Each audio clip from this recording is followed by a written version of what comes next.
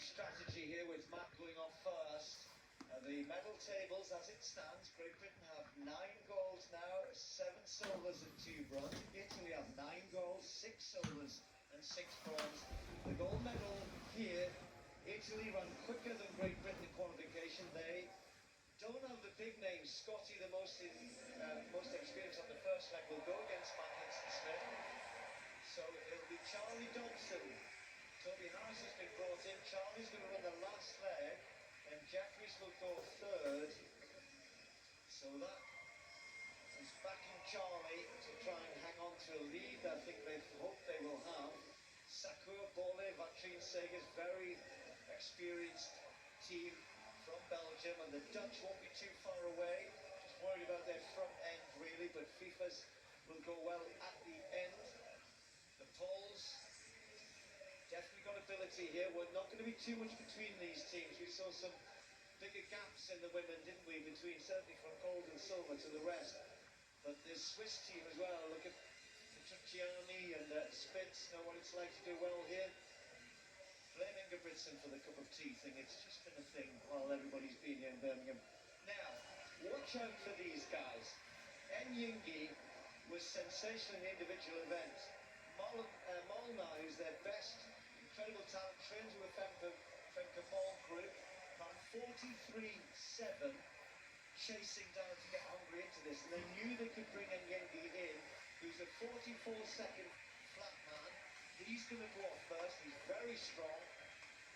So Matt Hudson-Smith is right the way out in lane 7, and then Enyingi is going to have to be patient if he's going to give his team a chance to be close to Great Britain. The Dutch and the Belgians and the Italians have got experienced runners there, particularly Scotty will be really interested for me to see if Matt Hudson-Smith can go strong enough and hard enough. And then when we get the third bend and winds the stagger, will Great Britain be in front with Toby Harris? Last event of these European Championships in Birmingham.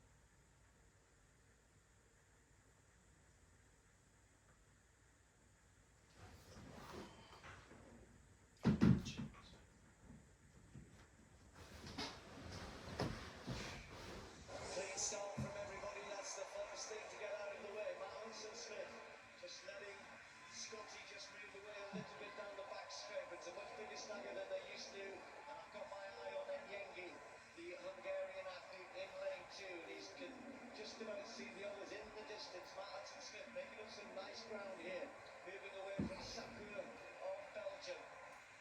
Also going well on the outside, Germany with their Cloud, but Matt Hudson-Smith now watching as Scotty just starts to move away again, and yet he's still a lot of work to do to get his team involved.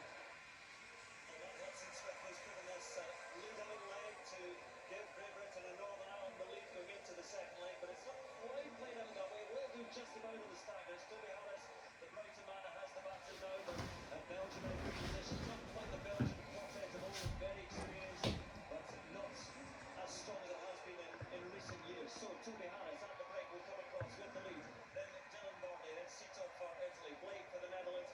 Very, very close, and again a different dynamic, a different feel perhaps to the women's 4x4. Toby Harris there to be shot at. Yeah, Hungary just got punched a little bit, didn't get the start that they wanted in lane 2, so this is good news for Great Britain. The Italians not far away now. Harris has to stay strong here down the hot straight because they're all attacking and they're all charging.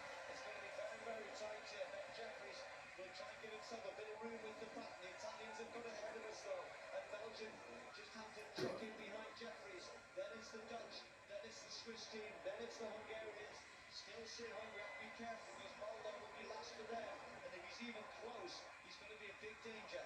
Well, Ben Jeffries is having a fine championships. He ran one of the fastest splits in the heats of the 4x4. He's just giving up 2 or 3 meters at the moment to Mohamed Sadassi of Italy, and closing in behind for the Netherlands is Terence Egaard as well.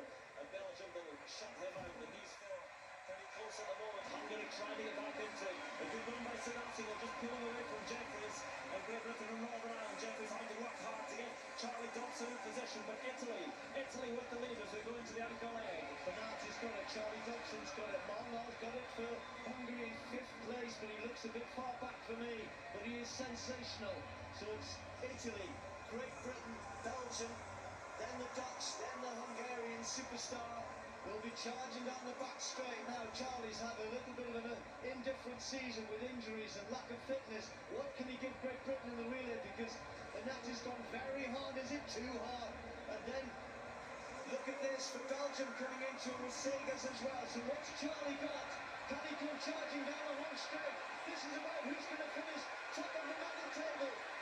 The Italians are there at the moment, but Charlie's coming. Charlie's charging. Who's going to get there? Great! The Italians hang on for gold. They win the 4x400 metres, and they will finish top of the medal table. He charged away. He backed himself to hang on. It was close in the end, and Charlie did his level best, but it was not quite good enough. The Italians were good in qualification. They've actually got slower in this one than they did in qualification yesterday. Great Britain have got quicker, but not quick enough. The Dutch hung on. The Hungarians were awarded with a national record. Molnar couldn't get them close enough, but in the end he was only half a second down. So Colin, the gamble of Matt Hodgson-Smith nearly paid off. I think had he got the big strong lead there, maybe would have been a little bit different. But the Italians were, for me, were warm favourites going into that. They just did enough. Yeah, I mean, we were speaking about potentially Matt Hodgson-Smith starting off this team well, going out there, and Matt did his utmost. He did his very best. You always want to run that 45-second mark, and he managed to do 45.1, which was a good solid start, putting Great Britain in the mix. That was the most important thing, keeping them in contention all the way. We look on the screen now, Charlie Dobson was absolutely charging, doing his best, his utmost, to try and close the gap on the Italian, and he ran a 44.3, a very strong leg, most probably the best I've seen him run all year. Close, but unfortunately we just missed out, and of course that means that Italy, once again, they're on top of that medal table. Look how close it was though. Well, you know Stefano May, head of Italian athletics, and Jack Buckner, the head of British athletics. They 40 years ago, Jack finished first ahead, and the two of them in Rome 2 years ago, the Italians really did boss the medal table, and they said, oh, Stefano was, oh, you win in Birmingham. I'm doing a terrible Italian. That was a terrible one. The Brits will win, they'll be so far ahead of us, but he's loving this. I know, I'm telling you, he's loving this. Well done to Italy, really good. Yeah, they've had a very solid championships, no doubt about that. Absolutely fantastic for them. On screen, of course, there's Charlie. He's just reflecting, but all in all, a successful evening for Great Britain. Indeed, Colin, and a successful championships. We're talking these fine margins, aren't we? Just the 1 centimetre between Jazz and Ivaquino from Italy, and there just the tiniest of margin for Charlie Dobson as he crossed the line and gave absolutely everything.